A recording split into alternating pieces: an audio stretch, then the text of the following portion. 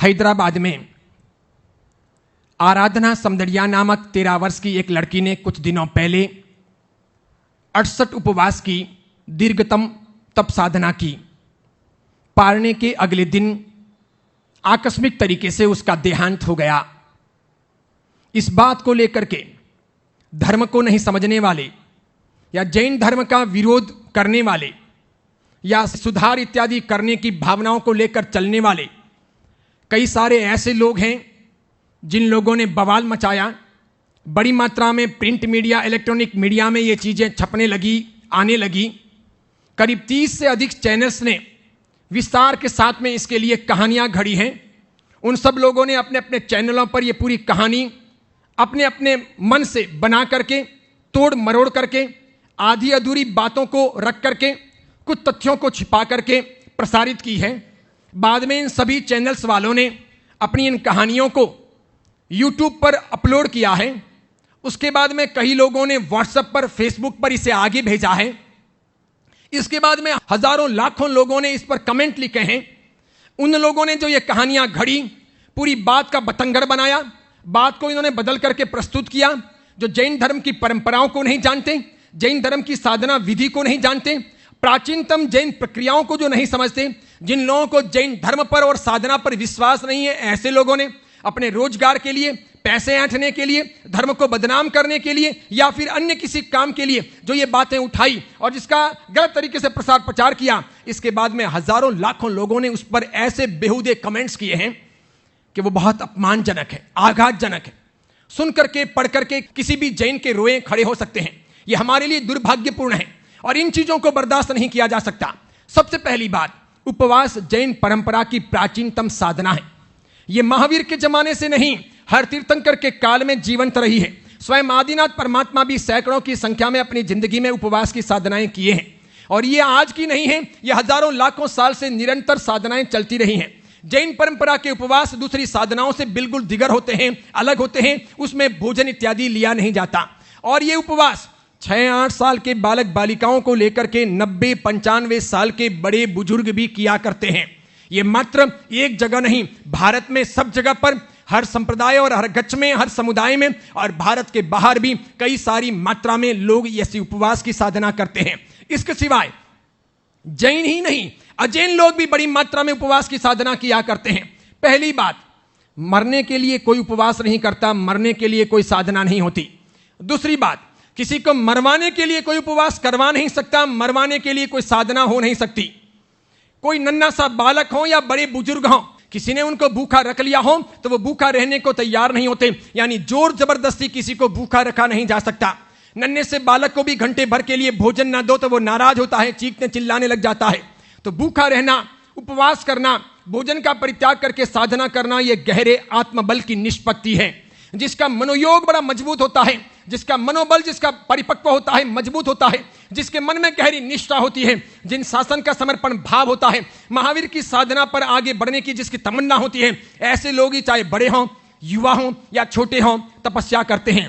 तो मरने के लिए कोई तप नहीं करता, मरवाने के लिए कोई तप करवा नहीं सकता। आरोप यह है कि आराधना समदड़िया के पिता ने अपने रोजगार को आगे बढ़ाने के लिए, कारोबार को आगे बढ़ाने के लिए आराधना से 68 उपवास करवाए। चेन्नई में रहने वाले किसी महाराज साहब ने उनको प्रेरणा दी कि तुम्हारी बिटिया से अधिक उपवास करवाओ तो तुम्हारा धंधा पानी अच्छा चलेगा। मैंने सारी खोजबीन की, किसी महाराज साहब ने ऐसा कुछ नहीं कहा और वे खुद परिवारजन स्वीकार करते हैं कि किसी महाराज साहब ने ऐसा कुछ नहीं कहा। फिर भी ये बातें ये चैनल्स वाले या मीडिया वाले न छाप रहे हैं, नहीं दिखा रहे हैं और दूसरी तरफ गलत बातें फैला रहे हैं। तीसरी बात, अपने धंधे व्यवसाय को अच्छा चलाने के लिए कोई बाप चाहे कितना भी गरीब हो अपनी बेटी को मौत के मुंह में नहीं धकेल सकता। किसी का दिल ऐसा हो नहीं सकता और कितना भी वो प्रेरणा दे दें, कोई बिटिया 68 उपवास तक भूखी रह करके साधना नहीं कर सकती। ये इम्पॉसिबल है। ये जो कुछ साधना हुई है, ये मनोभूमि के आधार पर, अपने संकल्प के बल पर हुई है, अपने इरादों के आधार पर हुई है, अपने अंदर की आत्मा को जगाने के लिए हुई है। सुनने जैसी बात है, आराधना ने इस वर्ष 13 साल की उम्र में 68 उपवास किए। आराधना ने 10-11 साल की उम्र में 41 उपवास भी किए हैं। उसके बाद में आराधना समदड़िया जिंदी रही है। तब तो वो अब से भी काफी छोटी थी। तब ये सब बवाल मचाने वाले लोग कहां चले गए थे? उसने जब 41 उपवास किए तब ये लोग कहां बैठे थे? अभी इन लोगों को 68 उपवास के बाद में जो उसका शोभा यात्रा का आयोजन किया गया, ये नागवार क्यों गुजर रहा?